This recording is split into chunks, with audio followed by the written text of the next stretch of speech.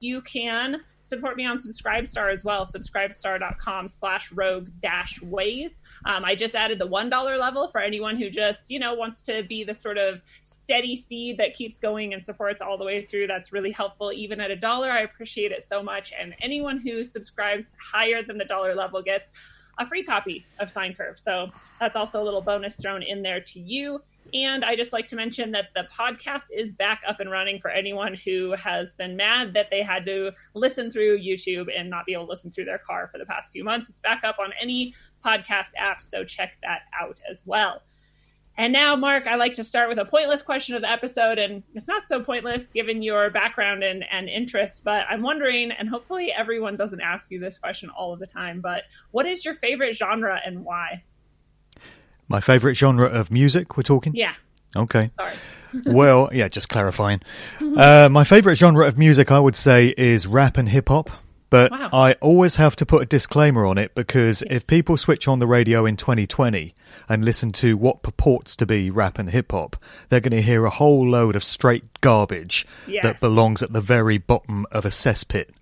And it does not reflect the original essence of this art form, of this music and where it came from. So when I say I'm a fan of rap and hip-hop, I'm talking about the golden years, the golden era, which for me is primarily late 80s to mid-90s. If I had to narrow it down, I would say around about 1988 to about 95. That's when the real quality product came out. Sadly, from 96 onwards, we've seen a downward regression and degeneration in the style of the genre in terms of lyrical content, in terms of production methods, in terms of agendas that music, if we can even call it music, is being used to push. So it's a very sad and tragic thing for me to acknowledge what has happened to that particular scene. But when we look at those incredible years when the genre was at its most creative apex, that takes some beating in my book. Yeah. Oh, wow. People who are watching this right now might think that you and I conspired about this ahead of time, but I just want everyone to know that this is totally organic and not planned. And I'm totally with you that... You feel that stuff too? Yeah, I really love hip hop, and I really think it's sad that people don't understand the roots of it, like you were saying, and that people look at this sort of modern garbage and think that is hip hop and rap. And I realize that devastating. It is, but they're not the same at all. And one of the things that I think is really sad is that this comes from a rich historical culture in place of almost like rebellion against the power system in a way, right? Like hip hop, from what I understand, was meant to be, hip was like, understanding the truth, and hop was carrying it forward to others. And so it was a method of sharing information and teaching each other and keeping each other, feeling empowered about things. And now it's almost exactly the opposite. But those roots, I think, are important. And I think when people sort of dismiss the whole entire genre, they miss so much culture and history that even if you don't like the style, even if you go back and listen to that more conscious sort of hip hop and you still don't like it, that's fine. But to at least be able to acknowledge that is a part of culture that's important, I speak to a lot of people in the truth/conspiracy/alternative media game, and they've got very little time for the genre of hip hop. And I can only think that's because they've not invested much time in listening to that older stuff, or maybe they're just concentrating on the current stuff and they quite rightly see it as garbage. But until you've invested a bit of research into what went before, you're not going to have an understanding of the complexities and the depth of this art form. And there are spiritual components to it, which I've spoken about on previous shows. I had a guy called Black Dot on one of my podcasts a few years back, and he talks about the same sort of stuff that you hear Professor Griff talking about, and KRS-One has talked about this as well. I've got a few reservations about KRS-One in the wake of the Africa Bambaataa revelations that came out a few years ago, and KRS-One's response to all of that. So that's kind of put him in a different light to me, unfortunately. But this guy Black Dot was talking about the fact that when you take the 5 basic principles or elements of hip-hop culture, so you expand it out from just the music, so you get the rapping, you get the turntablism, which is where DJs are using turntables like musical instruments. It's an incredibly creative process. You got the graffiti art, you got the b-boy dancing, and then the 5th element in all of this is known as knowledge of self. So you hear a lot of original hip-hop heads talking about knowledge of self. And Black Dot was breaking it down as like this culture comes from African communities and cultures going way back. And when Africans were brought to the United States, they brought with them some genetic memory of these aspects of their culture that was embedded into them. And so when hip-hop culture began in the 1970s, it was black people reenacting this stuff that had laid dormant in their DNA and expressing it through this new modern genre. And so he said the rapper, the modern day rapper, is a variation on the griot, which was a storyteller in African cultures. This was like a sage or a wise person that would sit around telling stories about where that culture came from.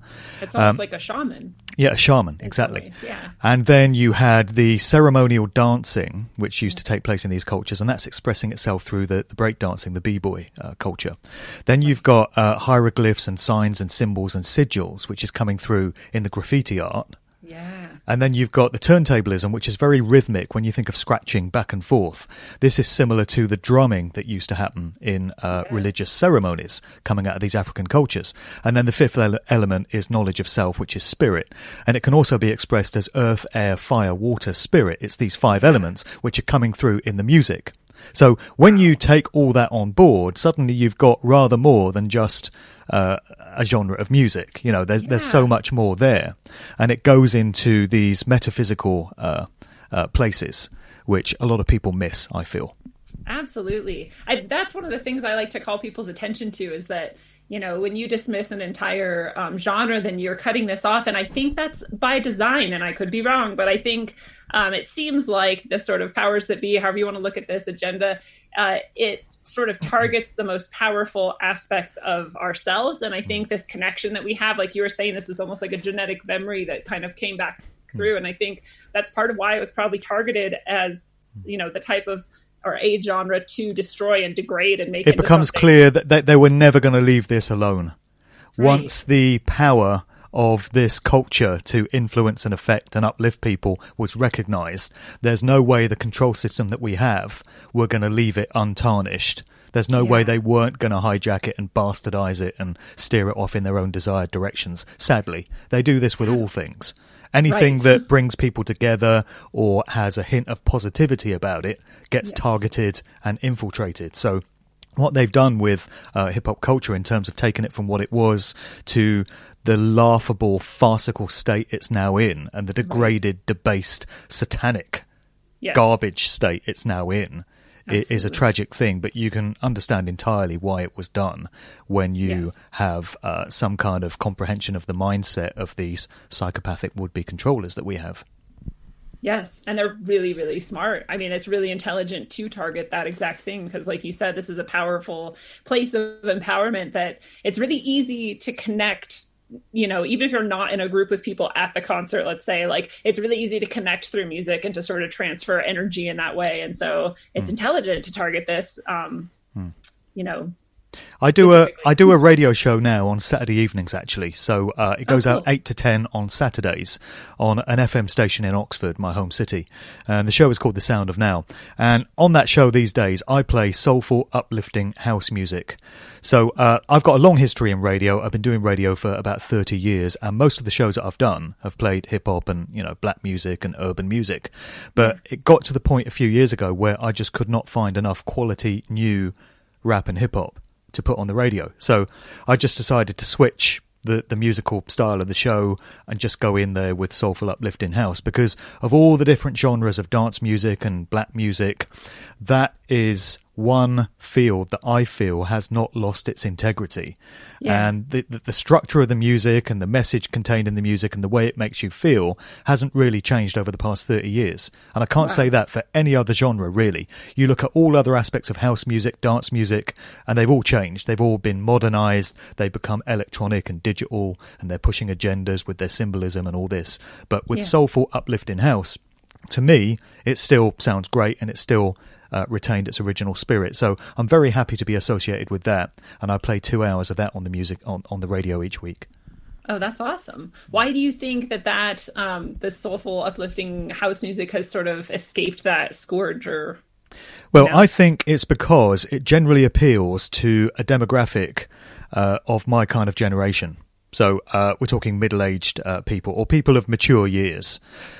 Soulful house is not something that has ever been aimed at young people, and it's not something that ever really appeals to young people. If you're 17, 18, 19 and you're going out clubbing, you're going to want to listen to big room electronic dance music or trance or techno or hard house or garage or grime or one of these genres or drum and bass. The soulful house scene tends to appeal more to mature people in their 30s, 40s, 50s and above. And the social engineers of this world, who like to use culture to change public attitudes and subliminally affect us and mind control us, are only ever really interested in young people. They love young hearts, young minds, young souls, because they're so easy to manipulate, so easy to shape and mould, because they're naive in their outlook. People of my age, my generation, I've been around the block a few times. I've seen a thing or two. I know a thing or two about a thing or two. So they don't want people of my age. They don't bother targeting people of my age because I can see through the trickery in a way that a 17 or 18-year-old that is green and wet behind the ears is not going to be able to. So all these genres that are aimed at young people. And this brings us back to hip-hop in its current incarnation. All this bloody crap that gets served up to us now is aimed at young people. It's not aimed at 40-year-olds. Because they're the ones that are always in the crosshairs of these controllers. That's a really good point. And it brings up a few things in mind. And one is that there's this sort of trend I've noticed that it's becoming, kind of popular and people are kind of applauding people who say things like, well, I'm going to give my vote to my child because it's their future. And now I'm like, I guess it's a weird kind of virtue signaling, but I'm like, do you really believe that a young person has the ability, the wisdom to understand what is best, whether you think voting is real or not or whatever, do you think that they have this ability? And I don't understand that mindset except as a virtue signaling that's kind of otherwise empty, because I can't believe that people truly believe that young people have that wisdom and ability to reflect and choose what's best for an entire nation or region or whatever it is, But then again, we've all been there. We've all been young. And I can remember when I was 17, 18, all the way through my 20s, I was being completely socially engineered and mind controlled. And I had no idea it was going on. I bought the lie. The opposite. Right. I was out there working as a DJ. I was a radio DJ, a club DJ, a music journalist, and I was pushing and promoting so many of these corporate acts that were getting served up by these big record companies. And I was doing my bit in helping these agendas to be pushed forward. But at the time, I did not understand that these were agendas. I had no comprehension of the way the world works. I had no realization that the world is nothing like we're entrained and conditioned to think that it is. It wasn't until 2010 that I got hip to all of this. So all the way through the 90s and into the early 2000s, I was just going through the motions and doing everything that a DJ does. And I was thinking about this today, actually. I was going back in my mind to the East Coast, West Coast beef of the mid-90s in hip-hop. Tupac and Biggie. You remember all that, right? Oh, yeah. Yeah. So 1995, 96, this is when you had primarily Bad Boy Records out of New York with Sean Puffy Combs, Puff Daddy, at the helm, and Notorious B.I.G. as the prominent artist, going up against Suge Knight of Death Row Records in Los Angeles with Tupac as the prominent artist there. And you had the CEOs, Suge Knight and Puffy, trading blows at each other at public events and stuff, and then you had the two artists, Notorious B.I.G. and Tupac, who were once friends but became bitter enemies. But with the benefit of hindsight and doing a bit of research, you come to realise that whole thing was manufactured. Right. The whole thing was a construct. The whole thing was a psyop. It was an engineered beef. And they were in on it. Yeah. And it resulted in the murders of Tupac and Notorious B.I.G. Do you think that they were really killed? Well, I was going to say, I know there are people who will say that none of these artists really die. These supposed deaths are hoaxes. And I can't rule that out. Right. But I tend to think, and I've looked into this a lot, I tend to think you have to address each case on an individual basis. Yeah. And I think there are artists who are able to fake their deaths. Yeah. I think Elvis certainly did. I think Jim Morrison did. Oh, wow. I think David Bowie may have done.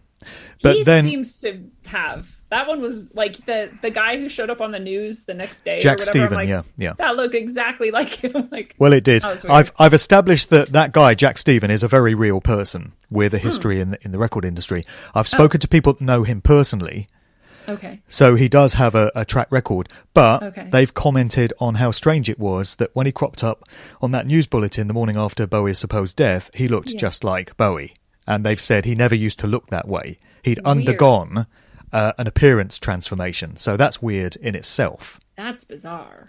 But where I was going with this was just to say that I do think some artists are genuinely taken out, are genuinely murdered.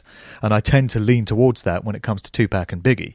Okay. And I think that whole East Coast, West Coast beef was just a way of sowing confusion and dissent and conflict in the hip-hop community and turning people against each other, just creating turmoil and chaos for what was known to be coming.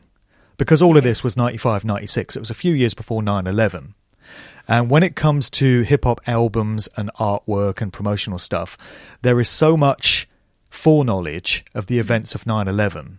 There's so much indication that at a corporate level, those that ran the hip-hop industry knew that 9/11 was coming, that you can barely deny it, particularly in the albums of Busta Rhymes.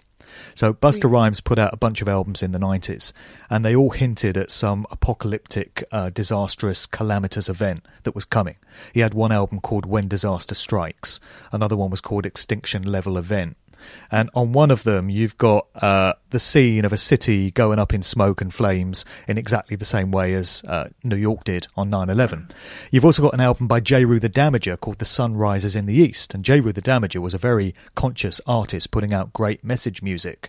But it seems that, well, I mean, it takes some explaining away as to why on the cover of his album that came out in 1994, he's got a depiction of the World Trade Center towers in New York going up in flames and smoke in exactly the way they did on September 11th, 2001. So I think there was a knowledge at the upper corporate levels of the hip-hop industry that 9/11 was coming. And it was known back in the 90s where they were going to take this whole genre and the way they were going to degrade it and debase it and bastardize it and just make it into this satanic filth that it is now. And like I say, you can pinpoint that time. After 95, 96, that's when the degradation started. Straight after the murders of Tupac and Biggie, they were almost symbolic that the art form itself was being murdered. Wow. And things were never the same from that point. It's almost partially, some people feel like they have to sort of almost get our like agreement or approval or something for these things to sort of happen. And it's almost like that was their approval, that people were okay with it becoming this like very violent and degraded thing. And what about the predictive programming concerning Tupac and Biggie's deaths that appeared to be foreshadowed in record sleeves? So Tupac put out the album The Don Columinati under the artist name Machiavelli in 1996, and the album included a track called To Live and Die in LA, even though he died in Las Vegas. But on the cover of this album, he's depicted being crucified. And then you got, in 1997, released just a few days before his murder, Notorious B.I.G.'s album Life After Death. And on the front of the album, he's in a funeral suit next to a hearse. And there's so much on the album that's concerned with death and murder. Wow. And then we get the news that, Biggie's been gunned down in LA a few days later. So, again, there seems to have been foreknowledge there of what was going to happen with those two artists, and the world was being subliminally prepared for it. That's how predictive programming works. Right. Do you think that there's anything that could be possible in the idea that maybe some of this was not necessarily intentionally placed by a specific person to foreshadow this, but that some of it might be almost like a psychic imprint of what's to come? Or do you think it's all, placed there intentionally and with full understanding? Well, I think that does happen, that phenomenon right there, where energy attracts like energy. Where attention goes, energy flows. This idea that if you focus your will and your intent on something, then you can actually manifest it. Yeah. And that can happen on a conscious level where you desire a certain result and you're able to bring it about. if you know what you're doing and how to make that process work for you. But it can also happen without your conscious knowledge, where if you're thinking enough about something and applying your energy in that direction, but without specifically focusing on a particular outcome, you can still get that outcome. So if you're talking all the time about death and murder and destruction and surrounding yourself with those kinds of icons and motifs and symbology, then it's not too surprising when that kind of situation arises. But when it comes to the Biggie album, Life After Death, I did carry a story in my first book, Musical Truth 1, about an art director that was used on the photo shoot for that album.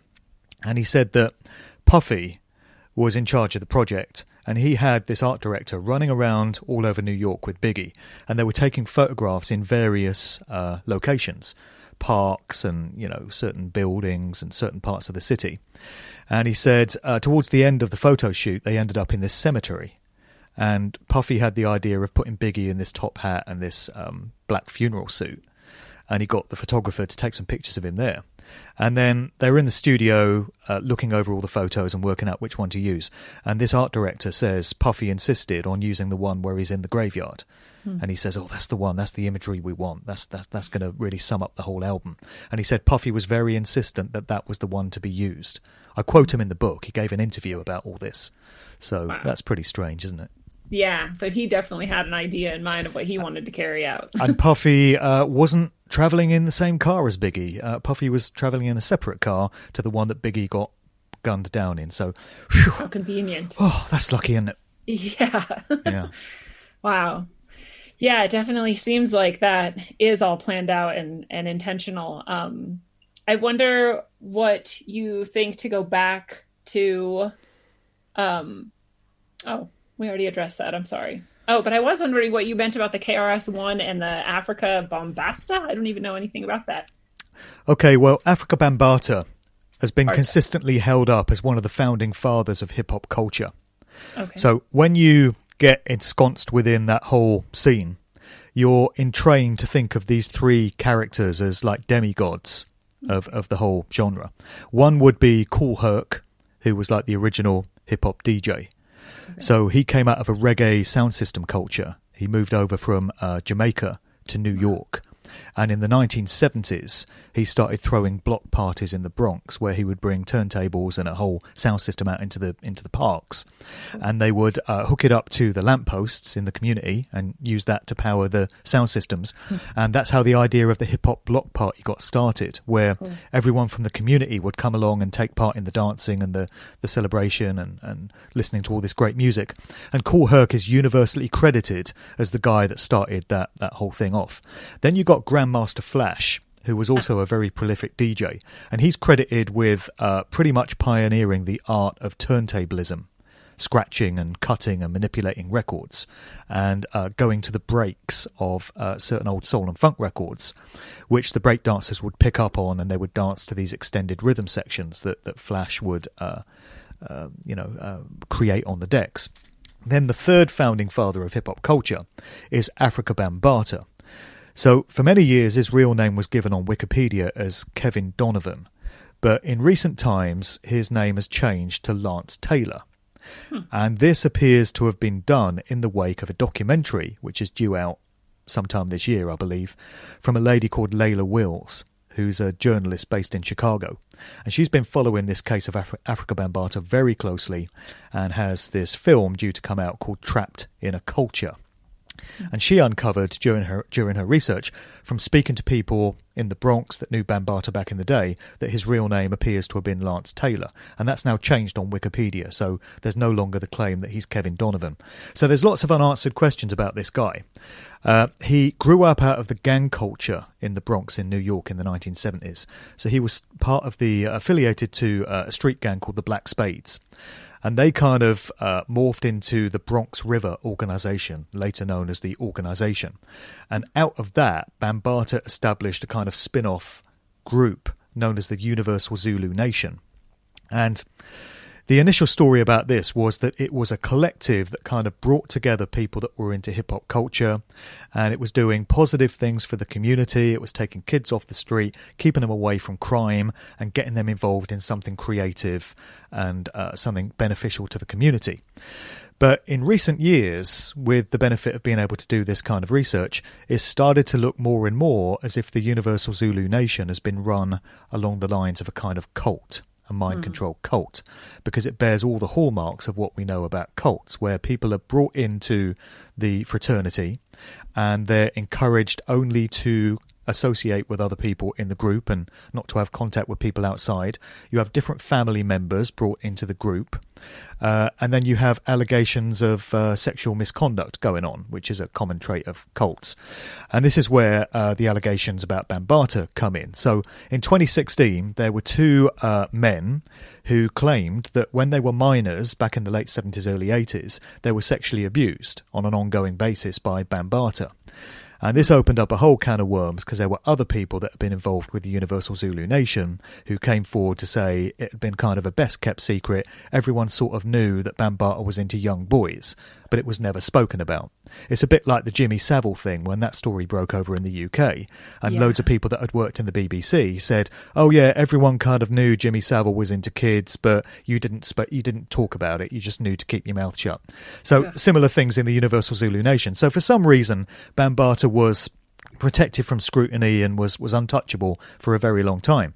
But these two guys came forward with their allegations in 2016, and it cast a whole different light on who this guy was, what the Universal Zulu Nation really was, how it was that he came to gain so much power, both in the street gangs and also at the helm of the Universal Zulu Nation, and why it is that he's held up as one of these legendary demigod figures in hip-hop culture. And in the wake of this, KRS-One, who's had a very long and profitable career, it would seem, out of hip-hop culture, he established the Temple of Hip-Hop, and he really propagated the idea that hip-hop is a religious movement, as we were talking about earlier, that it's a spiritual thing. It's a way of life and a culture. It's so much more than just the music. And he's delivered lectures on this, and he's published books on this, and that's been his career. But he came out in the wake of the Bambaataa allegations to basically defend him. And he made comments along the lines of, I don't give a fuck what he did. It doesn't take anything away from his heritage. It doesn't take anything away from his status. And he was just making light of these allegations and saying he didn't care one way or the other. So he came under fire for that, and people were saying that he was insensitive and this wasn't a responsible statement to make. And round about the same time, there was a Q&A session with him on YouTube where he's taking questions from this audience in this community centre or something. And somebody asks him if he's a Freemason. And he answers by saying, I'm not a Freemason, but I know a lot of Freemasons, and they trust me with their secrets. So, wow. The way I understand it, having never been a Mason myself, is you either are or you aren't. And you're not going to be entrusted with the secrets of the order if you're not a fully signed up member of it and you've not taken these oaths of allegiance. So he's kind of answering the question, but not really answering it. And then when you think back to some of the music he's put out and some of the imagery that he's rocked, it presents the suggestion that there may be a Freemasonic fraternity within hip-hop culture. And maybe this is the key to what Bambaataa and the Zulu Nation has really been all about. And when you think back to the names of some of these original artists, like Grandmaster Flash, Grandmaster Melly Mel, Grand Wizard Theodore, these are all names that come out of Freemasonry and secret society fraternities. I've never thought of that. Exactly. And I'd never thought about it until this whole Bambaataa thing emerged. Yeah. So it's really caused me to revisit the whole of hip-hop history and culture and just ask some questions about where it really all came from. Are we looking at a movement that was started by parties other than what we were entrained to think of? Well, and this would be another way that they would infiltrate and destroy as well, right? If this was some place of power that they saw, there's always going to be multiple pronged attacks. And one is this degradation and turning it into this, filthy, horrifying culture. And then the other might be this, let's put some key people in who are powerful to try and, sweep things that way. Well, we can't discount the suggestion that the whole thing was set up at the start with a long-term goal in mind to destroy it. True. Because from what we know about the psychopathic nature of the elite ruling class, they do this all the time. An example would be the World Trade Center towers, which there's multiple evidence to suggest that those towers were specifically constructed for the purpose of being brought down 33 years into the future. So 1968, they get constructed. 33, go figure, years later, they come down in the events of September 11th, 2001. And, it's too perfect. Yeah, there are many genres and cultures and movements that have been started, and for many, many years they appear to be organic and well-meaning and positive, and it's only at some very distant point beyond that where their true nature becomes apparent, and they get destroyed, or they lead people off in a certain direction, and you come to realise that you've been played all along. It's been one big psyop. We see this with celebrities that do about turns and flip-flops after a while. You know, they gain the trust of their fan base, and then when they've got that, further down the line, they just do a bait and switch on them. It's like Miley Cyrus being in the know Disney club and being all cute and innocent for all these years, and then all of a sudden, blam, she's just this horrifying sex creature or whatever. Exactly, and they do that over and over again. They'll give you somebody to gain your trust.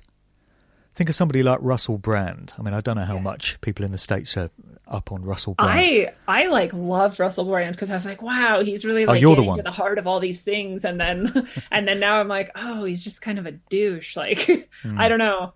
And I'm sure like anyone who's in this much fame and this much power can't be an accident, you know? Well, he started doing a lot of social engineering stunts a few years ago. He came out on BBC Newsnight and Question Time, and there's a question in itself: who gets to go on these shows? You know, if you're some renegade maverick comedian that's just operating to his own agenda and speaking what's on your mind, do you really get given a platform by the BBC to go and spout all that stuff? Or is it far more likely that you're running an approved narrative and that you're given these platforms in order to propagate that stuff to people? So Russell Brand is put out there as this goofy kind of comedian, and he's a bit crude and he's a bit edgy, and so he gains a fan base in that way, and people come to like him. I don't know why. Apparently people did. I could never bloody stand him. He tended to polarize opinion, but he for whatever reason, he got a fan base. And then a few years ago, he started coming out talking about redistribution of wealth in society, and the unjust nature of the class system and all this, and then encouraging people to vote, and just running all these different agendas, basically, which benefited the control system one way or the other. So it becomes clear that that's what he's all about. That's why he was given to us. That's why he became popular. Because if he was just some nobody coming up on TV, nobody would pay any attention to him. You've got to get people to like him first. I mean, another great example of all this would be the Beatles, which I've spoken about endlessly. Amazing group, the most successful and influential pop music group in history. And when they first came out, they were a very different group to how they ended up at the end of their career. So they first burst. They burst on the scene in 1962 in the UK. 1964, they go over to the States and they do the Ed Sullivan Show in February of 64, and they endear themselves to American audiences in a very big way. And in those early days, they were all about love songs. They were basically a boy band. They were the boy band of their time in the 60s. Sure. And they were doing these innocent, pleasant, sing-along, catchy songs that were all about love and boy meets girl and all this. And they were cheeky and they were likeable, and your gran liked them and your auntie liked them. But then you get to 1967, by the time they put out Sgt. Pepper's Lonely Hearts Club Band, and it's got tracks like Lucy in the Sky with Diamonds on it, and then they do Magical Mystery Tour with I Am the Walrus and all this weird, strange music, which is trippy and it's LSD drenched. They're a very different group to how they started out. And if you're paying attention, and if you know how these agendas work, you realise that it was the plan all along to have them a part of this counterculture that was known to be coming in the second half of the 1960s. They knew LSD was going to come in. They knew they were going to change attitudes in society towards sex and drugs and rock and roll. They wanted to change the whole fabric of society and culture, and they needed their public heroes to be able to achieve that. So people already loved the Beatles. They already trusted them. They already went out and bought all their albums. So by the time they do that switch on them and become a completely different group, nobody really thinks to question them. They just go wherever they're taken. They're like Pied Pipers leading them off up the garden path. You know, they've been doing this forever. That was the 1960s. You could look at endless examples from that day to this. If it ain't broke, don't fix it. And it's worked very well for them all along, these plans. It's disgusting. It's like when I think about it now, I get this like visceral just disgust with the people who can consciously go along with that and feel totally fine about it, apparently. And it's really sad. But it's interesting to me that there's always like an underground, and it's hard to maybe access or find a lot of times, but you can always find this music from real people who are writing, you know, still this real stuff. There's always going to be some that's just mimicking whatever's popular, but there's always these people who are creating truly, you know, heartful and soulful music that, you know, is sometimes dark and is sometimes light, but it's like the real human experience. And but it's just never going to be like on the radio or sold in stores or, you know, at big concerts or whatever. You have to kind of dig for it to find it. That's right. I think the gauge of a great band, a great musician, a great song is whether it's on the radio or not. If it's not on the radio, hey, it might be worth listening to. It might be. Because nothing on the radio is. So the bands that get sidelined and marginalised by the mainstream and that you never stand a chance of seeing on radio or TV and are never going to become household names, they're the ones that you should pay attention to, because they might just have something meaningful to say. Yes. And it's again, it's hard to find. It's easier maybe now in the kind of age of like SoundCloud and whatever. There's, but again, you have to like dig for it and find it and be you've got to know where to look. Yeah. And most people are just kept so busy on the hamster wheel of life that they don't have the time to look into this stuff. They don't have the time to go digging and delving the way you have to. They just listen to what's on the radio because it's easier that way. And that's the way the mind control gets done. Yes. This is why I always liked, there was always like a college radio station wherever I was at. And especially if you listen at like the off hours, sort of, there's these people who are digging because you have more time sometimes when you're in college and, you know, finding all this great stuff to play that's like you're never going to hear anywhere else. And you can actually find some good stuff that way, but, you know, it's rare. Well, I do a podcast series called The Sound of Freedom, which consists of music of just that nature, music that you don't get to hear on the radio. I do play some old tunes. I've got this sequence in it called The Truth Trip, and that's where I go back to previous decades, 60s, 70s, 80s, 90s, and I select 3 records that they may have been hits, they may be from bands that you've heard of, but they are songs with a message that say something to you, that resonate in some way. But the rest of the show is artists that most people are unlikely to have heard of, but they're making incredible, impactful music that really speaks to you in a major way, in a very profound way. So I've done a showcase of 95 shows so far. Wow. And they're all available to stream and to download for free. Called? It's called The Sound of Freedom. So it's on Mixcloud and Spreaker, The Sound of Freedom podcast. And as I say, there's 95 shows on there. Most of it is conscious hip-hop, but there's a lot of reggae in there, there's a lot of soulful music, there's some dance music, there's some different styles on there. And as far as I can make out, nobody else is doing this, which is incredible to me. Yeah. I don't know of any other show of this nature. If there is one out there, I've not come across it. I seem to be the only one that's bringing all this stuff together. And that is astounding to me, because I thought there would be thousands of shows of this nature by now. There should be. I'm going to send you some music after the show of my boyfriend. I'm going to shamelessly promote him because he won't release his music for some reason, but he makes incredibly conscious, lyrical, amazingly gifted hip hop. And you can hear it before and after the show if you're ever listening to it. But there's a lot more than that he has too. And he's always said, you know, the reason that he's not famous is because he didn't sacrifice a baby or whatever, which I'm like, probably. Which is probably true. Right. So at some level, you have to be kind of grateful if you never get famous, because it means that you're kind of still true and pure, probably. I often say this. I often say not making it big with one of the record companies, not becoming a household name, is the best thing that will ever happen to you. Right. It doesn't feel like it at the time. And I know, because I used to want to be on prominent radio stations. I used to want to be on BBC Radio 1 and 1 Extra and all this. And I used to get so frustrated and twisted and bent out of shape when I kept getting knocked back. And they said, no, don't want you. Go away. And And I used to think, why am I not getting put on here? But now, looking back with the benefit of hindsight and maturity and having done the research, it's the best thing that ever happened to me. It's a lucky escape. And I'm so grateful that I never made it big, because Definitely. I have my integrity, I have my soul, I have my life force, I have my freedom. And you have none of those things when you sign on that dotted line and you become an owned asset of these corporations. And they're telling you what to do for the rest of your days. So your boyfriend had a lucky escape. I had a lucky escape, and praise creation for it. Yes, I'm absolutely with you. I even wonder sometimes, because I had this, when I first learned who Kesha was, I was like, what an awful piece of trash, as usual, like all of this is crap. And this especially with that, we're going to die young, which was hitting like right as, the Sandy Hook event took place. And so it seemed especially ill-timed.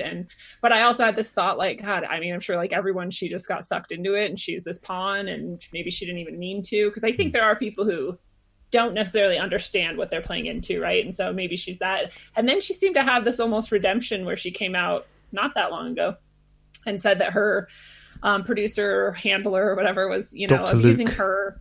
Yes. And she seemed to sort of have a change of heart and even change her music. And so I wonder if it could be that she actually did accidentally get sort of swept up and is actually getting out of it all, or if even that could be part of the agenda, I don't think they can get out of it all once they reach a certain level. There was a story a few years ago about Lady Gaga. She was doing interviews saying she was fed up with being told what to do. She was fed up with being a puppet. And from now on, she was going to call the shot. She was going to be in charge of her output and her creativity. And the next thing you know, she's cropping up at these award shows, whether it's the Grammys or the US Super Bowl. I forget which one. But she's got all this bloody Illuminati symbolism and all this Masonic garb everywhere, and all the signs and symbols, the eyes and the 666 signs and the black and white checkerboard flooring. And you realise that that breaking free of the industry didn't really go too well, did it? Because it's not an option for you once you reach that level. And I've actually come to have a great deal of sympathy for people like Kesha. It's very easy to hate on them. That's your primary instinct. And, people like Nicki Minaj, and you look at what they're propagating to young girls, particularly when you have daughters yourself, as I do, who are in the target age group of all this trash, And it's very easy to look at these artists and just feel hateful scorn towards them for what they're putting out there. But you come to realise that they have no choice in the matter. In many cases, they're mind-controlled themselves. Yeah. They've undergone satanic ritual abuse. They've undergone trauma-based mind control from the youngest of ages. In many cases, they're born into it. It's just by virtue of the family that they come from. There's certain, family bloodlines where new generations that are born into that family just get pushed into these chosen career paths. They might get put into Hollywood movies. They might get put into politics. They might get put into television. They might get put into music. These roles are decided for them. Yeah. And from a very young age, they start becoming these performing, monkeys, clowns, whatever. I mean, look at Michael Jackson started at God knows what young kind of an age, and Britney Spears and Justin Timberlake, they were child stars. Miley Cyrus was a child star. Justin Bieber was a child star. We find this time and time again. They're just pushed into it. By the time they reach adulthood, it's all they've known, being a part of this sick, demonic industry machine. And they are largely just going through the motions and doing what their handlers tell them to do. And we should reserve some sympathy for them, because that's not any kind of an existence to have. Yeah. And we see it going all the way into adulthood. Look at Madonna. Madonna is 61 years of age now, and she cuts a very tragic character, because she's still up there gyrating around in bloody leotards at the age of 61. Nobody wants to see 61-year-old women in leotards. No. They just don't. There's something about it that's just like innately like degradatory. I don't know, like you should be a grandmother now. Exactly. You should be settling down and just enjoying your life with some dignity. That befits your age. But she's up there on stage, and she's still got all the Illuminati symbolism, and she's pushing all the same old sigils and signs and icons and motifs that the 20-year-olds are doing. and she's doing it at 60 years of age. Somebody sent me a video earlier to Bucks Fizz. I don't know if you remember that group from the 80s, from the early 80s. They won the Eurovision Song Contest in 1981. It's a group out of the UK. And they had a lot of hits in the 80s. And back then they were young, and a couple of blonde women, very good to look at, a couple of blonde guys for the ladies. And, they're a very attractive group. And they had lots of catchy pop songs. But somebody sent me a video of them that is brand new now. And now they're all in their 60s. And they're all wrinkled and haggard. And they look like they should just be taking it easy in some rest home somewhere. Yeah. But they're still up there on stage, and they're pushing the same old signs and symbols. They've got black and white checkerboard flooring. They've got all the mind control symbolism, all the SRA symbolism. And you think, wow, here they are in their 60s, and they're still not free of it. They still can't break away from all this, because I don't think they're doing all this because they really, really want to be doing it. They're doing it because they have no choice, because they still have handlers, and they're still owned, and they're still being controlled and directed in everything that they do. So it's a little reminder that once you're in for life, and you ain't getting out. Yeah. And some of the most tragic examples of that are when some people seem to break through a tiny bit, sometimes on stage, on camera, and they're like screaming for help.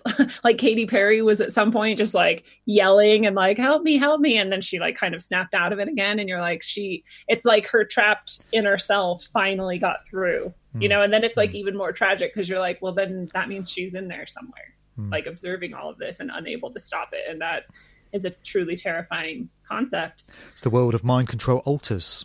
Yeah. Alternate personalities. And I don't know how you get this stuff through to kids, because one of the most depressing things I ever see is when an artist comes out with a new video and it's pushing the same old agendas as all the others, and you look at the video on YouTube and you go to the comments section, and there's people saying, wow, this is awesome, this is great, I love this, it's so cool, they're so in control, he so knows what he's doing, or she's so fashionable, she's so creative. And you think, no, we've seen this 1,000 times before. And this creativity is coming from the handlers and the managers. Yeah. You really think the artists choose their own costumes, choose what to have in their videos? They're just doing what they're told, and people can't see it. But I think that the biggest hope we have is, rightly or wrongly, when it comes to young people, I think we need to make conspiracy culture cool and give it this cachet of like, if you're someone that's in the know and you understand how the industry is really run, you're a little bit smarter than your friends, because you know that these are just puppets that are being put up there to parade and perform. If we could get young people to lock onto the idea that they're clued up and they know what's going on. I know there's this word woke that is going around among young people. They're saying, oh, I'm woke, as if, they figured it all out. They know the way the world is run now. That's a completely bogus bullshit kind of thing. But I'm just thinking about how you get young people to understand how they're being manipulated and mind controlled. And if you can get them to look at sites like Vigilant Citizen, which break down the symbolism in videos and tell you exactly what's going on, that's the greatest hope we have, I think, just to make it cool to be clued up on ulterior motives and alternative agendas. I think we need to do, because this is always the big concern. I do a lot of conferences, I do a lot of presentations at meetup groups and stuff like this, and I look out into the audience, and for the most part, I see people who are 40 plus. Yeah. There's some events where the average age is probably 48. And you think, well, like I said earlier, by the time you reach 48, you have kind of figured a few things out. But how do you get through to the 18-year-olds? Because you never see 18-year-olds at these conferences, and they're the ones that you really need to reach. So we really need to be thinking about ways to get through to the ones that are directly the targets of these agendas. Yeah. And, any way that we can do that has to have value to it. Yeah, it is really, really hard, because they've also kind of, I think, got that market cornered too, where they like, you saw a few years ago that like the Illuminati started becoming like this popular buzzword, and it was like it was like in Taco Bell and shit. Like it was kind of being like, oh, isn't this cool to be like so ulterior and like behind. I know all about the Illuminati. I'm down, man. Right.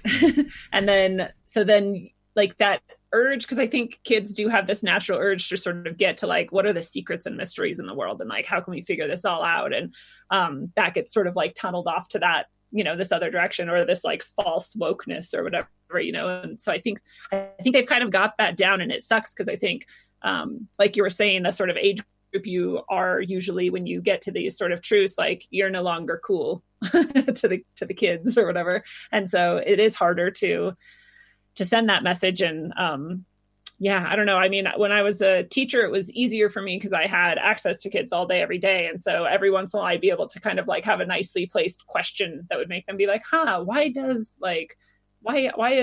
are these artists like constantly obsessed with death and, or things like that. But other than that, I do not know how you would ever do this. Yeah. Yeah. And it's ingenious the way they serve up these genres and they serve up these public heroes to young people, so that they feel this is something that is for them and which defines their generation. And it was that way for me. The music I grew up with and the movies I watched and the fashions that were around, that was my generation. That was us. That was, of those times. And my parents didn't understand, the older generation. And back then I was thinking of people of the age that I am now. And I was thinking of them as old and dumb and boring, and they don't know what's what. They're not hip, man. They're not cool.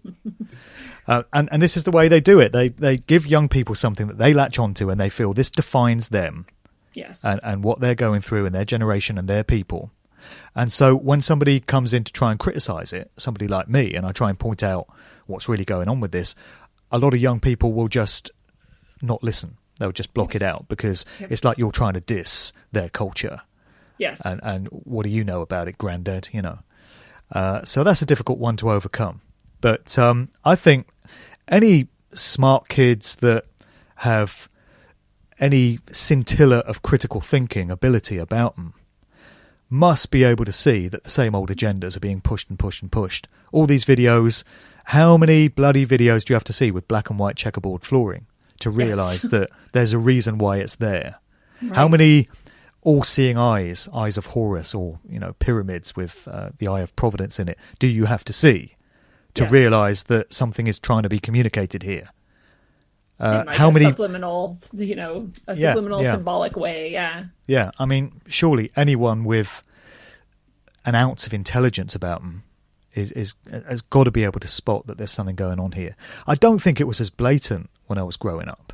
I really don't. I mean, I've gone back and examined 1980s pop videos, and I've discovered some stuff in there. Yeah. There are signs and symbols that you get now that were there in the 80s, but it wasn't every video. Yeah. And the music didn't all sound the same. It wasn't all using the same blueprints and templates, which it demonstrably is now. Yeah. I did a podcast with Jason Lindgren a couple of weeks ago. Yeah. And he's a professional musician and studio producer. Right. And we were breaking down some contemporary pop songs. And I was saying, give me your professional opinion and your engineer's ear of what's going into these productions. And he was talking about, the way they're being constructed and the electronics that are being used, the algorithms. And this is the way music is being produced now. Yeah. It's like being rolled off a production line, like cans of beans. It's just like a formula, and they just plug all the little pieces in and then just push it out. Yeah, and it doesn't matter if it's Kesha singing it, or Miley Cyrus, or Taylor Swift, or Britney Spears, or Katy Perry, because it all sounds the goddamn same anyway. The singer is irrelevant. Yes.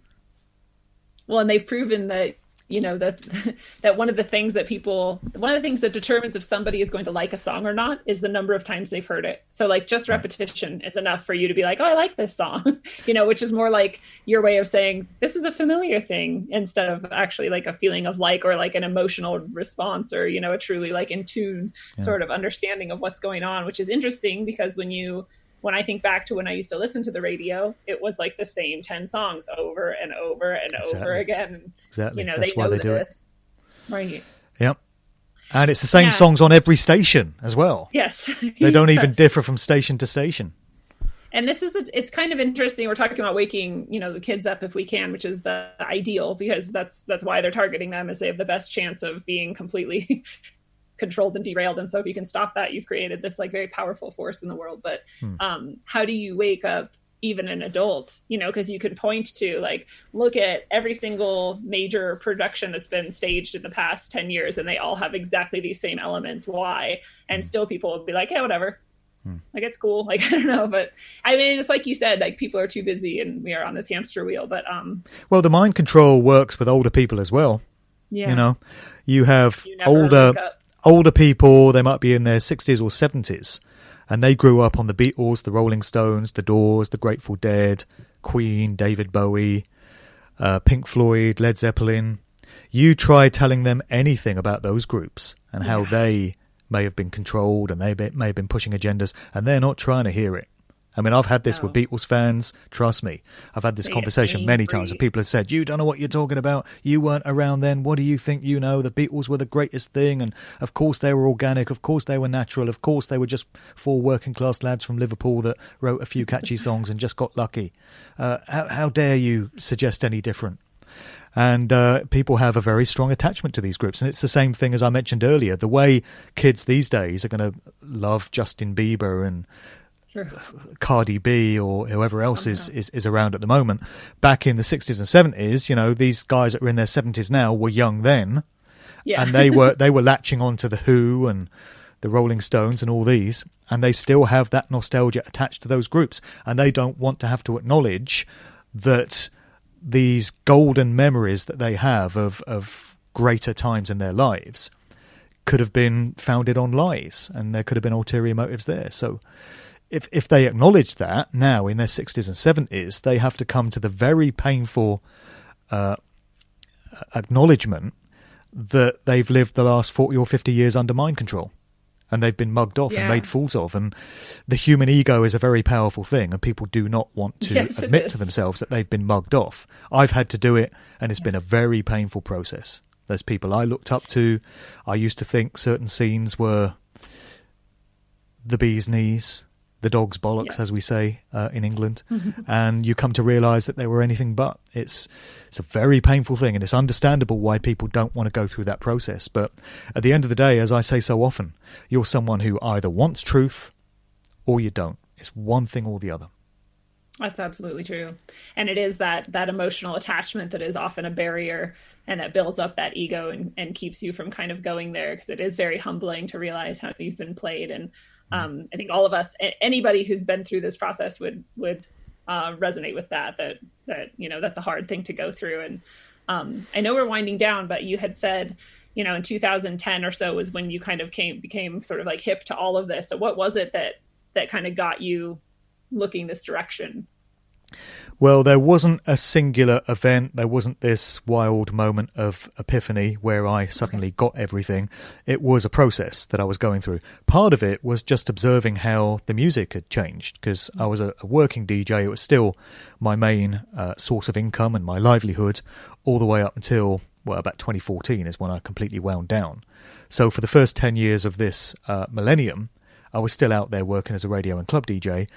And that was just the way I defined myself. But I'd noticed that the music had degraded big time, particularly from 2000 onwards. By the time you got to 2010, so-called hip-hop was all full of bloody auto-tune.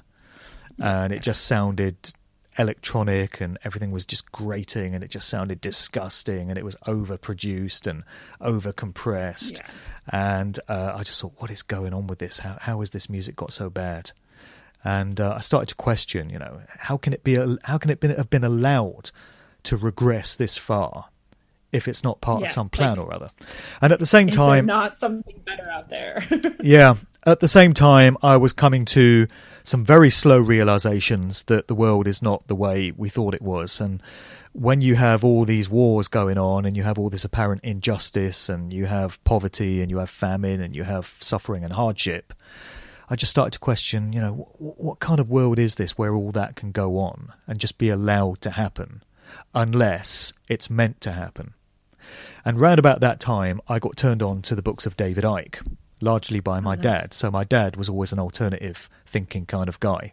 And he read all sorts of books. He would always have a big pile of books by his armchair, and they'd be on everything from UFOs to bloody life after death to all kinds of stuff. And he put me on to David Icke. And at the time, I had the same view of David Icke as most other people in the UK did up until a few years ago, which was that he was a nutter. He was a guy that, was once a BBC television presenter, and something happened to him and he lost his mind, poor man. But I decided I'd give it a go. And, my dad said, just read them and see what you think. And so I started reading the books, and they made a hell of a lot of sense. And I found that they answered so many of the questions that I had. And I came to understand why there's always war, why nothing ever seems to change in the political system, because it's not meant to, because politicians aren't there to help us. They're not there to make our lives better. The CIA, MI6 aren't there to protect us from harm. In most cases, they cause the harm. Yes. So I came to understand all of this, how everything is backward. Yes. And there's this rich-poor divide because it's meant to be there. And there's a system in place to keep the vast bulk of humanity in poverty or, just below the bread line. Yeah. And all this started to make sense. So it was a process. And by the time I got to 2010... it just felt like I'd got all the pieces to a jigsaw puzzle together.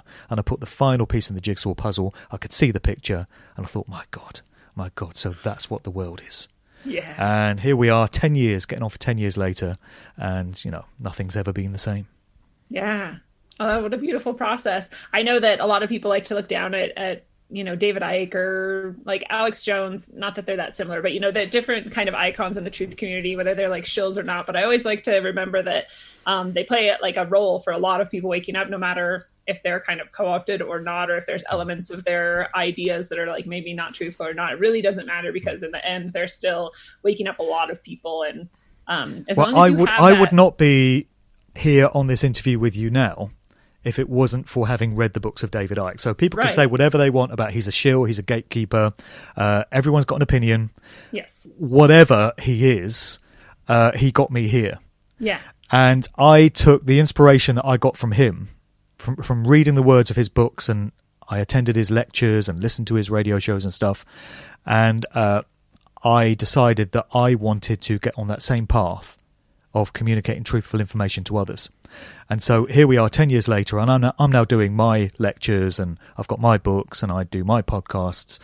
And people often write to me very kindly and say, thank you for the information you put out. You've changed my entire outlook on life, and you've made me think about things in a completely different way. And I always say to them, all I'm doing is paying it forward. Yeah. Because other people did that for me. I moved on from David Icke and started looking at other researchers, and there have been others that have inspired me greatly. Yes. And I'm now taking that process and that influence that they had on me and communicating that to others, and I'm paying it forward. Now, if everyone that I affect in a positive way pays it forward themselves, each one teach one, then imagine the exponential snowball effect of truthful, empowering information getting out there. What a beautiful thing. Yes. And That's what needs to happen. That's a great message to send to anybody listening. And I know there's a lot of people who sort of sit on that idea of like, oh, I might, or I don't know if I'm like good enough or smart enough or whatever. And it's like, it really doesn't matter. Wherever you're starting, whatever you communicate, as long as it's with truth and with that intention, like you're going to have that exact same effect. And even if you only affect one person, you're changing the world, but you're going to affect way more than that the longer you keep doing it. So I think that's a great message to send. And people have different skills and different things to offer. So absolutely, I find it very easy to put radio shows together. I find it quite easy to write books. I can do that. I realise not everyone can. There's a whole load of things I can't do. I can't edit video. I've got no idea how to do that. I suck at that. But there are other people that are an absolute techno wizard when it comes to putting videos together. So maybe that's something you could be doing. You could be helping other researchers in putting out great videos. Maybe you're someone that is really good getting up on a microphone and addressing large groups of people. Maybe you're good at organising events. Maybe you're good at organising campaigns. Everyone has different skills. Maybe you're great with artwork. Yes. And you can communicate through, images and graphics. Everyone's got something to offer, and each person will know what that skill is in themselves. Absolutely. I love it. So where, I know it's pretty obvious maybe, but where can people find you if they want to find more of Mark Devlin? Okay, well, my main website is markdevlin.co.uk. So there's links through to all my other stuff from there. My YouTube channel is Mark Devlin TV. So it's youtube.com/Mark Devlin TV. Got a whole bunch of my lectures up on there. I've got a whole bunch of my radio shows in video form up on there. There's some Q&A sessions. There's all sorts of stuff up on there. Then the books that I've got out, Musical Truth Volumes 1 and 2. In those books, I brought together everything that I'd come to understand about the true nature of the corporate music industry, much of what we've spoken about today, but a whole load more. So Volume 1 came out in 2016, Volume 2 came out in 2018. They're both available on Amazon and Barnes & Noble and other places, but if anyone wants to get one from me direct, they're welcome to send me an email to markdevlinuk@gmail.com, and I can post out signed copies anywhere in the world. And I've just put out a novel. I've put out my first work of allegorical fiction. It's called The Cause and the Cure, and I really enjoyed the process of writing that. It's coded and layered. So on the surface of it, it appears to be a crime thriller, like a murder mystery type thing. It's set in Oxford, England, my home city, in 1990, 30 years ago. Oh, wow. And it's full of period detail from those times. So I've tried to really transport people back to what life was like in 1990. And I've focused very heavily on the technological side of things in society, because the technology that people were using in 1990 to what we're using today, you would think you're living in a different universe. For real. Because so much has changed in that relatively short period of time. So I've really focused on that. The book has lots of truth bombs encoded into the narrative. It's symbolic and metaphorical in places. There's spiritual teachings, natural law teachings involved. So if people want to really delve into it and gain the full cause and the cure experience, there's many levels that it can be read on. So that one is available from the same sources as well. I love it. And I'm guessing part of what it lays out there in that symbolic and metaphorical way is the cause of what's wrong and the cure for it. Yeah, well, this is... The title is sort of an allusion to natural law. Okay. And karma and hermetic principles of consequentialism. So right. Through the story, it basically reinforces the truism that what you put out into the world in terms of your thoughts, emotions and actions determines the experiences that you undergo, and they come back at you in a very direct way. Consequentialism in effect, natural law in effect. And what you see through the story is the characters involved, by the end of it, all get what they deserve based on the free will choices that they've made. Woo. In terms of their behaviours. Sounds awesome. So, yeah, everything comes full circle. And I'm just trying to... When I say it's a teaching tool, that might turn certain people off because they don't want to be preached to. Right. But I like to think I've made it entertaining. I think it's a gripping, thrilling story. Yeah. But if you read it in the spirit in which it's intended, you'll come away from it knowing a whole load of stuff. Because although it's fiction, yes, it's really truth fiction. And, you know, putting a message out there under the guise of fiction is a great thing to do. Absolutely. Because if ever you get attacked for it, and people love to attack you. Oh, yes, they do. I don't know if you've noticed, Lindsey, but everyone's got an opinion. Everyone wants to tell you how it should be done. Everyone wants to tell you you've got it wrong and you should do it this way. Now, if anyone comes at me and says, you said this in that book and you shouldn't have said that, I can say, chill, man. It's fiction. Yeah. Come on. It's just a story. Now fuck off, you know. But it's also like this incredibly easy way to digest these sort of large, overwhelming truths. And I think, which is part of why they like to use these methods as well. But, you know, part of that ability to transport yourself into the story and identify with the characters and the symbolism and the experiences they have sort of like help you reflect on your own experiences and learn from that. So it is definitely a teaching tool, but it's not like that sort of stodgy, like rote memorization and like, you know, preachy sort of thing. It's this much more personal experience, I guess. Yeah, I think you get that from great songs as well. Yeah. Really well-crafted songs that might only be 3 or 4 minutes. But a really great song that's been well-crafted and well thought through by the songwriter and the musicians can really affect you and really stay with you and communicate knowledge to you. You can hear a song and memorize it 20 years later and you're still thinking of those lyrics, and that's what can be achieved with a song. Yeah. In 3 or 4 minutes, and it's taken me, 350 odd pages and what is it? 67,000 words to get that story across. But right, whatever way it can be done. Absolutely. And everybody relates to these different like methodologies as well better. Some people are mostly readers and some people, I'm really bad at listening to music, honestly. Like, I don't know what my problem is, but other people are very musical and that like affects them a lot more. And so I think we need all of these, just like we were kind of just saying, whatever your skill is and whatever your passion is, we need all of these methods to get to everyone and to help everyone along. Yeah. Yeah. I'm doing an audio version of the book as well. I'm narrating it because a lot of people have said to me that they're so damn busy. Again, yes. Like we were saying earlier, life keeps you so frantic and hectic the whole time that they just don't have time to sit down and read a book. And I sympathise. I don't have time to sit down and read books. I have to really, really force myself to make the time. So a lot of people said they find it more convenient to listen to books in audio form as they're going about their day. So I'm catering to that by doing an audio version of it, which I think is a good thing. Perfect. When do you expect that to be ready for people? Oh, it's taken forever. Yes, I recorded some of it today, actually, and it's not the recording of it that takes the time, it's the editing. Again, yes, it's always the editing. Yeah. Well, I'm with you. I'm also doing an audiobook version of my books, and I think that you and I might be kind of rare in that we both have written our books and are narrating our own books, because I think most people don't find that they can do both. And I don't think I have like the best voice for these things, but I think that I think it's kind of nice, and you can tell me what you think about this, that you know how you meant each word or each idea, or how it, like, I think you're the best narrator of your work, right? Yeah, you get all the little subtle nuances and all the right tone of voice and all that, because you know what you were trying to convey with that line. But you put that emotion into it. The editing is killing me. I mean, I started round about Christmas, so what is that, 6 weeks ago? My book is 39 chapters. I've just got to chapter 21. So it's taken me 6 weeks to do just over half the book. I relate.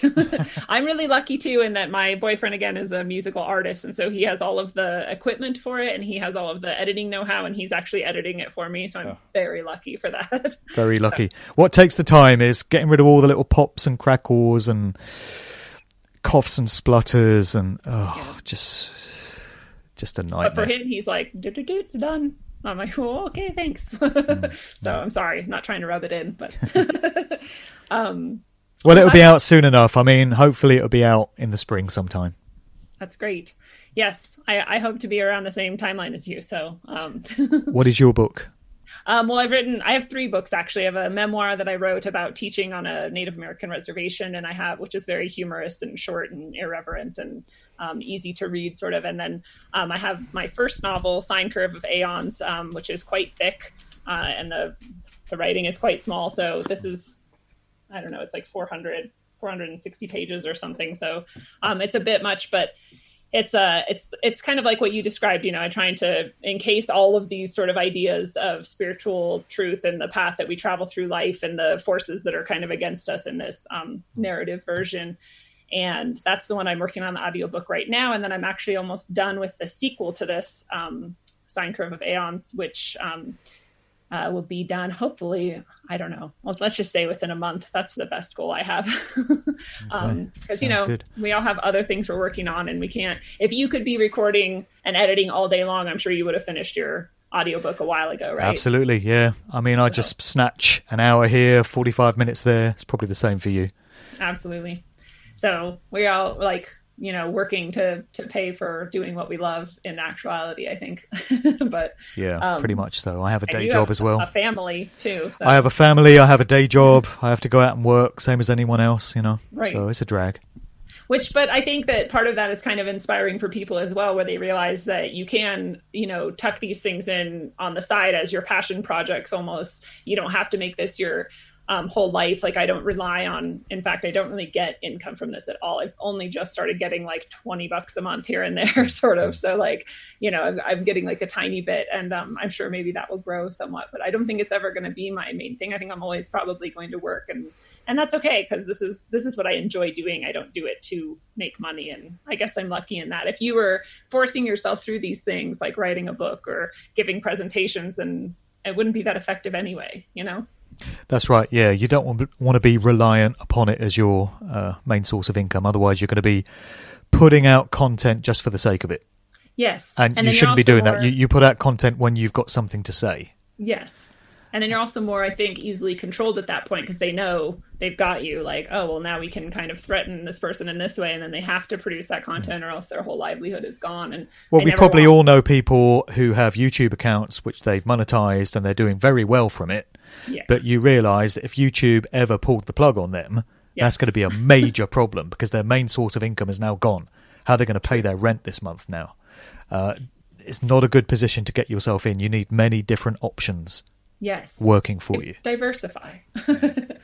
And also I don't have the highest expectations out of what, I don't need like a fancy house or a fancy car or all of these things. So I don't have a lot of need for a lot of money either. And I don't have kids, so that also helps. Well, it would, yeah. Yeah. But well, as we wrap up, I always like to ask people what your kind of final words that you want to leave people with, or what sort of message that you want to have people think about as they're heading away from the show. Well, that's an interesting one. I don't always think of myself as the best kind of person to give motivational advice to people. I'm certainly not one of these motivational speakers that gets up there and gets a crowd all G'd up and has everyone shouting out slogans and stuff like that. I find myself getting down a lot. I find life difficult. I find just getting through the day to be a struggle, and I'm just being honest. Yeah. I think a lot of people will relate to this. Absolutely. I struggle with a lot of things, and I often have to remind myself why I'm doing all this, because it often seems hopeless when you look around you at all the stuff that's being done to us. And the way I keep myself going is by constantly reinforcing the idea in my mind that those of us that have come to a realization of what's going on in this world, how humanity is being enslaved and controlled and kept away from its true path, we take on a personal responsibility to do whatever we can to try and improve that situation. And no matter how hopeless it might seem and how ineffective you might think your efforts are, you still have to do them. You still have to know that you gave it all you could.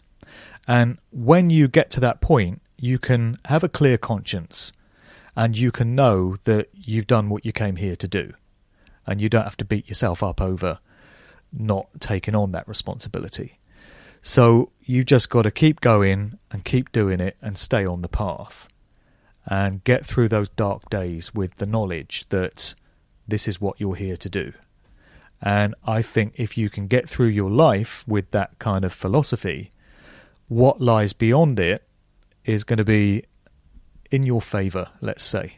It's going to be very beneficial for your soul versus doing bugger all or giving up. Yes. Let me leave it at that. That's a beautiful statement. And I love that candidness of how difficult and hard life seems. And I think that makes it even more relatable. And what a beautiful message to leave people with.